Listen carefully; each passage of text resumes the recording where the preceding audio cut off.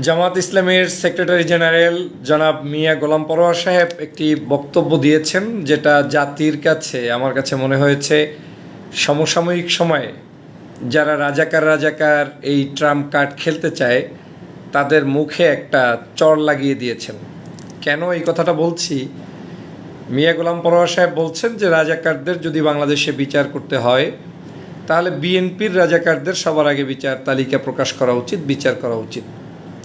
এই কথাটা আজকে আসতো না যদি এই রাজাকারের খেলটা বাংলাদেশে বর্তমান ফ্যাসিস্ট পতনের পরে কেউ বন্ধ করতে পারতেন, তাহলে এই বক্তব্য হয়তো আসতো না। আমরা নিশ্চয়ই জানি যে আওয়ামী লীগের আমলে একটা রাজাকারের তালিকা বাংলাদেশে প্রকাশিত হয়েছে। প্রায় 10,000-এর অধিক নামের তালিকা তখন প্রকাশিত হয়েছে। সেই 10,000-এর তালিকাটা, যেটা নিয়ে আমি তৎকালীন সময় বিএনপি করা অবস্থায় বহুবার টকশোতে সে তালিকা প্রকাশ করেছি, বক্তব্য দিয়েছি। তখন আমার বক্তব্যটা এরকম ছিল, তালিকায় তৎকালীন সময়ে আওয়ামী লীগের রেখে যাওয়া 10,000-এর যে তালিকা, সেখানে আওয়ামী লীগের পক্ষ থেকে রাজাকার ছিল বাংলাদেশে 8,060 জন। আবার শুনে রাখেন, আওয়ামী লীগের প্রকাশিত তালিকায় রাজাকারের নাম ছিল 8,060 জন। বিএনপির নামে তখন রাজাকারের সংখ্যা ছিল 1,024 জন। বিএনপির নামে ছিল 1,024 জন। আর যেই জামাত ইসলামকে ফাঁসির কাস্টে ঝুলানো হয়েছে, যাদেরকে অন্যায়ভাবে বিচার দেওয়া হয়েছে, তাদের নামে ছিল 37 জন। এবং 2025 সালের হিসাব অনুযায়ী এই 37 জনের 25 জনই মৃত্যুবরণ করা, মানে নাই দুনিয়ায়। তারপরে তো বিভিন্ন ধরনের বিনা অজুহাতে আপনারা মানুষদেরকে মারলেন। যাদেরকে মারলেন তারা আদৌ বাংলাদেশের কোনো, যেই রাজাকার যুদ্ধ অপরাধী ট্যাগ লাগিয়ে বিচার করা হয়েছে, তার কোনো কিছুর সাথে তাদের সংশ্লিষ্টতা নেই। আমি মিয়া গোলাম পরোয়ার সাহেবকে স্যালুট জানাই যে বাপ্পের বেটার ছাদ্দামের মতো একটা বক্তব্য তিনি রেখেছেন, যে ঠিক আছে রাজাকার নিয়ে তোমরা খেলাধুলা করছো, আসো খেলা হোক, খেলাটা তাহলে হয়ে যাক। সবার আগে বিএনপির মধ্যে কতজন রাজাকার আছে সেটা নিয়ে বসি, আওয়ামী লীগের মধ্যে কতজন আছে, আওয়ামী লীগ তো এখন নাই, পালাই গেছে, থাকলেও আসুক প্রসঙ্গ, যেহেতু তারা তুলছে, তো সব দলই আমরা একটু মিটিংয়ে বসি না, মিটিং করে সিদ্ধান্ত নেই যে কার কতজন আর ফাঁসি দেওয়া প্রয়োজন সেইটা দেই। বাংলাদেশে যদি এখন রাজাকার প্রশ্নটা তোলেন, তাহলে তো তালিকায় 8,000 আওয়ামী লীগ, 1,000 বিএনপি, তাদেরকে আগে প্রকাশ করবেন, তাদের বিচার আগে করবেন, নাকি জামাত ইসলামের 37 জন, তার আবার 24-25 জন মৃত্যুবরণ করা, তার বিচার করবেন? একজন সংসদে জামাতের প্রতিনিধি এ নিয়ে বক্তব্যও কিন্তু গতকালকে দিয়েছেন এবং সেটা বেশ আলোচনায়ও এসেছে। এবং আমি ফেসিবাদের সময় 16 বছরে একই কথাই বলেছি। দেখেন, দেলোয়ার হোসেন সাঈদীকে ফাঁসি দেওয়া হলো দেলু রাজাকার নাম দিয়ে, কাদের মোল্লাকে ফাঁসি দেওয়া হলো কসাই কাদের নাম দিয়ে। এবং দেলোয়ার হোসেন সাঈদী সাহেবকে নিয়ে সংসদে যে বিশ্রী বক্তব্য তৎকালীন সময়ের প্রধানমন্ত্রী শেখ হাসিনা দিয়েছিলেন, তা আজও জাতি কিন্তু জানে এবং সেটা স্পষ্ট। এমপি মুরাদ সাহেব বক্তব্য দিয়েছিলেন, আপনাদের মনে আছে কিনা, সাবেক প্রতিমন্ত্রী। তিনি তখন বলেছিলেন যে দেলোয়ার হোসেন সাঈদী সাহেব 2.5 লক্ষ মা বোনকে ধর্ষণ করেছে। আমি তো প্রায় টকশোতে বলেছি যে একজন মানুষ সজ্ঞানে বিবাহ করে বৈধ স্ত্রীর সাথে 2.5 লক্ষ বার মৃত্যুর আগে তিনি থাকতে পারেন কিনা, এর কোনো তালিকা কেউ দিতে পারবেন? এমন কোনো বেটা পৃথিবীতে আছে কিনা?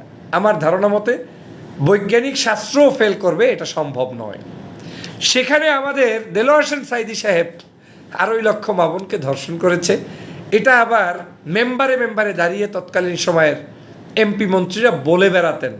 এই যে মিথ্যাচার, জঘন্য মিথ্যাচার হয়েছিল, স্কাইপ কেলেঙ্কারি হয়েছে। আপনাদেরকে একটু দেখাই গত আওয়ামী লীগের আমলের বিচার ব্যবস্থাটা, এরপরে বিএনপির দিকে আসি। বাংলাদেশের অ্যাটর্নি জেনারেল মাহবুবে আলম, বরিশালের পৌর মেয়রের বাবা আব্দুর রব শ্রেণিয়াবাদ, ফজলে করিম চৌধুরীর বাবা, এমনকি যুদ্ধাপরাধ ট্রাইব্যুনালের প্রধান কৌশলী গোলাম আরিফ টিপুও ওই যে 10,000 রাজাকারের তালিকা আওয়ামী লীগ প্রকাশ করেছে, সেই আওয়ামী লীগের তালিকায় তাদের নাম ছিল। তাহলে যেই লোক যুদ্ধাপরাধ ট্রাইব্যুনালের প্রধান প্রকৌশলী, সে কি করে বাংলাদেশের মানে রাজাকারের তালিকায় থাকে, যে আবার যুদ্ধ অপরাধের বিচারও করতেছে, মানে নিজেই রাজাকার, তিনি বিচার করছেন। ফজলে করিম চৌধুরী একজন বিশিষ্ট পার্লামেন্টারিয়ান, তার বাবার নামে অভিযোগ তিনি হচ্ছেন যুদ্ধাপরাধ করেছেন, রাজাকার ছিলেন। আমাদের বরিশালের আব্দুর রব শ্রেণীবাদ কে না চেনে, সাবেক মেয়র হাসনাত, তাদের পরিবার, শেখ হাসিনার শেখ মুজিবুর রহমানের ভাইগনা সে ছিলেন, বাংলাদেশের অ্যাটর্নি জেনারেল মাহবুবে আলম ছিলেন। এই ব্যক্তিরা আবার বাংলাদেশে জামাত ইসলামের বিচার করেছে। দেখেন, ওই তালিকায় তৎকালীন সময় বাদ পড়ছে প্রখ্যাত রাজাকার যারা ছিলেন। একজন হচ্ছে প্রধানমন্ত্রীর বেআই মোশাররফ হোসেন, তার বাবা নুরু রাজাকার, এবং স্বয়ং শেখ হাসিনার একটা বক্তব্য ছিল যে আমার বেআই রাজাকার কিন্তু যুদ্ধ অপরাধী না, মানে ওরা যুদ্ধ অপরাধ করে না, যুদ্ধ অপরাধ সব করছে সাইদি সাহেব, নিজামী সাহেব, কাদের মোল্লা, আলী হাসান মুজাহিদ, মীর কাসেম আলী, মানে ওনাদের দৃষ্টিতে ওই দাড়িওয়ালা টুপিওয়ালা ইসলামিক রাজনৈতিক দল করার কারণে সবাই যুদ্ধাপরাধী। আর ওই সময় যে সকল টাউট, বাটপার, চাঁদাবাজ, টেন্ডারবাজ, দুষ্ট মানুষগুলো তারা সবাই সুফি সাধক। অথচ আমরা সমাজে দেখি কি, এখনও বাস্তবতা হচ্ছে এই, এখনও সমাজে কোনো অকারেন্স ঘটলে দেখবেন সাধারণ নাগরিকটা অকারেন্সে বেশি জড়িত থাকে, আদার দেন একজন ইসলামিক পিপল, একটু হুজুর, একটু ধর্মীয় মূল্যবোধ, এমনকি চোখের সামনেও জানে যে এই জিনিসটাতে চরমভাবে একটা প্রতিবাদ করে তাকে শাস্তি দেওয়া দরকার, সেখানেও দেখবেন ওই হুজুর বা ইসলামপন্থী লোকটা একটু সফটেড হয় যে না, ওকে মারিও না, ওকে পিটাইও না। তো সব সন্ত্রাস, ওই সময় রাজাকার, এগুলা হচ্ছে এই দলের মধ্যে বেশি, আর দোষটা চাপাই দিলেন বিএনপির কাঁধে। আমি এই মিয়া গোলাম পরোয়ার সাহেবকে ধন্যবাদ না জানাই পারলাম না, এই জন্য যে অবশ্যই ধন্যবাদ জানাই যে আপনি সঠিক কথা বলছেন যে ঠিক আছে ভাই, আমাকেও বিচার হোক, অসুবিধা নাই, বিচার তো এক গ্রুপ করছো আর এক গ্রুপ করতে আসছো, তার আগে তালিকাটা নিয়ে একটু বসো। বিএনপির 1024 জন নেতার তালিকা, আওয়ামী লীগের 8000, তা আওয়ামী লীগ নাই, বিএনপি নিয়ে বসো। যেহেতু এখন বিএনপি এই প্রশ্ন তুলছে, আমার মনে হয় বিএনপির এই 1000 রাজাকারের তালিকা নিয়ে জামাত ইসলাম যতদিন পর্যন্ত সমাধান খুঁজে না পাবে, যতদিন পর্যন্ত তাদের বিচার জাতির কাছে প্রকাশিত না হবে, ততদিন পর্যন্ত বিএনপির কোনো এমপি, মন্ত্রী কারো সংসদে বক্তব্য রেখে জামাতকে নিয়ে প্রশ্ন তোলার বিন্দুমাত্র অধিকার নেই, এবং এটা কঠোরভাবেই বলা উচিত। কারণ রাজাকার একটা খেলা, রাজাকার একটা গেম, রাজাকার একটা জাস্ট মানে জাতিকে বিভ্রান্ত করার একটা চক্রান্ত, আর কিচ্ছু না। এগুলো দিয়ে শুধুমাত্র ইসলামিক রাজনীতি, জামাত ইসলামের ইনসাফ ভিত্তিক রাজনীতি, সমাজের মধ্যে ভালো মানুষদেরকে কুলুষিত করার একটি ষড়যন্ত্র, এছাড়া আমি কিছুই বিশ্বাস করি না।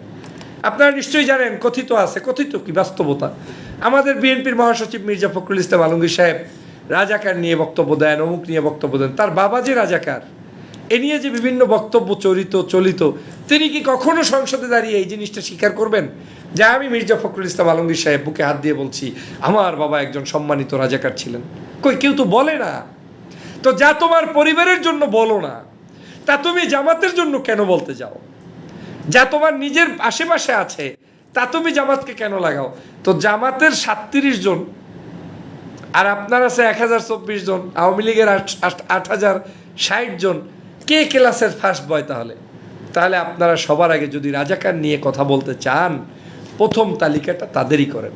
এরপরে আসেন রাজাকার তো এক জিনিস, যেমন জামাত ইসলাম স্বাধীনতা যুদ্ধের সময় তার কি চিন্তা ছিল, একটা হচ্ছে থট, বিশ্বাস, যে আমি এই বিশ্বাসের কারণে এই যুদ্ধের পক্ষে কিংবা বিপক্ষে। জুলাইয়ের আন্দোলনে কেউ পক্ষে বিপক্ষে, কিন্তু অপরাধ আলাদা জিনিস। কেউ বলতে পারে আমার কাছে মনে হয়েছে এই আন্দোলনটা সঠিক না, কেউ বলতে পারে এই আন্দোলনটা সঠিক, ফ্যাসিবাদের পতন হওয়া উচিত, কিন্তু কেউ এইটা মনে করুক অথবা না করুক, কিন্তু গিয়ে কাউকে মেরে ফেলবেন, এইটার নাম অপরাধ। আপনারা সেই অপরাধটা জামাত ইসলাম স্বাধীনতা যুদ্ধের সময় কারো ক্ষেত্রে ঘটিয়েছে একটা প্রমাণ আজ পর্যন্ত এই যাদেরকে ফাঁসি দিয়েছেন দেখাতে পারবেন না। তারা মৃত্যুর আগে পর্যন্ত কণ্ঠ উঁচিয়ে বলে গিয়েছেন যে তারা কাউকে ধর্ষণ করে নাই, তারা কারো বাড়িঘর ভাঙচুর করে নাই, তারা কাউকে হত্যা করে নাই। এটা তো আমি বুঝতে পারি, বিন্দুমাত্র ইমান থাকলেও আমার ইমান বলে যে এইটা সাইদি করতে পারে না, নিজামি করতে পারে না, কাদের মোল্লা করতে পারে না, আলী হাসান মুজাহিদ করতে পারে না, মীর কাসেম আলী করতে পারে না, এটিএম আজহার করতে পারে না। তাহলে তোমরা তাদেরকে কেন যুদ্ধ অপরাধী বলছো?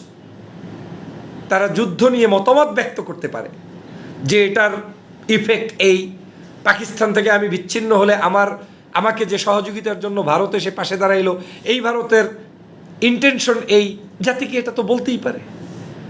আবার সেটাকে এখন বাংলাদেশের প্রেক্ষাপটে স্বাধীন বাংলাদেশটাকে রক্ষার যদি কোনো দল থেকে থাকে সবচাইতে বেশি, সেটার নাম তো জামাত ইসলাম, যারা প্রত্যেকটা মাতৃভূমির ইঞ্চি ইঞ্চি জমিকে পাহারা দিয়ে রাখতে চায়। এটা তো আমার একিন বলে, এবং এটা আমি এখন না, পূর্বেও ছিল, ভিন্ন দলে থাকা অবস্থায়ও আমার এই একিনটা ছিল যে যারা মিনিমাম দেশপ্রেমিক তাদের মিনিমাম ইমানির বল থাকা লাগে, তাদের আল্লাহ খোদার ভীতিটা বেশি থাকা লাগে, তারা ন্যায় নিষ্ঠার পথে বেশি থাকা লাগে। তো সে দেশ থেকে তো বাংলাদেশে এখন পর্যন্ত জামাত ইসলাম আগানো। আর বর্তমান প্রজন্মের জামাতকে নিয়ে যারা প্রশ্ন তুলছে, আমি মনে করি তারা আসলে কি ভাষায় গালি দেব, মানে যেই জামাত ইসলাম এখন প্রতিনিধিত্ব করছে এর প্রত্যেকটা মানুষের বেশিরভাগ সংখ্যক জনগণ হচ্ছে স্বাধীনতার পরের জন্ম, 54-55 বছর বয়সও হয় নাই অনেকের। আবার যাদের জন্ম হয়েছে আরও আগে, তারা যুদ্ধের সময় শিশু, 10 বছর, 7 বছর, 8 বছর বয়স। একজন যুদ্ধকালীন সময়ের মুক্তিযোদ্ধা হতে 12.5 বছর বয়স লাগে। সেই জায়গায় আমরা আওয়ামী লীগের সময় শিশু মুক্তিযোদ্ধা দেখেছি। যাই হোক বন্ধুরা, আমার সেই জায়গা থেকে আমি আজকে বলতে চাই, মিয়া গোলাম পরোয়ার সাহেবের এই চ্যালেঞ্জটা সঠিক, এবং এই চ্যালেঞ্জ দিয়ে চোখে চোখ রেখে কথা বলা উচিত। আমার 37 জন, তোর 1024 জন, আমার 37 জন, তোর 8060 জন রাজাকার। যতদিন পর্যন্ত আওয়ামী লীগের 8060 জন রাজাকারের তালিকা প্রকাশ করে ওদেরকে তোমরা বিচার না করবা, যতদিন পর্যন্ত বিএনপির 1024 জন রাজাকারের তালিকা প্রকাশ করে বিচার না করবা, ততদিন পর্যন্ত তুমি জামাত ইসলামের দিকে আঙ্গুল তুলে রাজাকার শব্দ উচ্চারণ করতে পর্যন্ত তুই পারবি না। এরকম চোখে চোখ রেখে, হাতে হাত রেখে কথা বলা দরকার, তাহলেই বাংলাদেশের রাজনীতিটা পরিশুদ্ধ হবে। সবাইকে ধন্যবাদ। আসসালামু আলাইকুম রহমতুল্লাহ।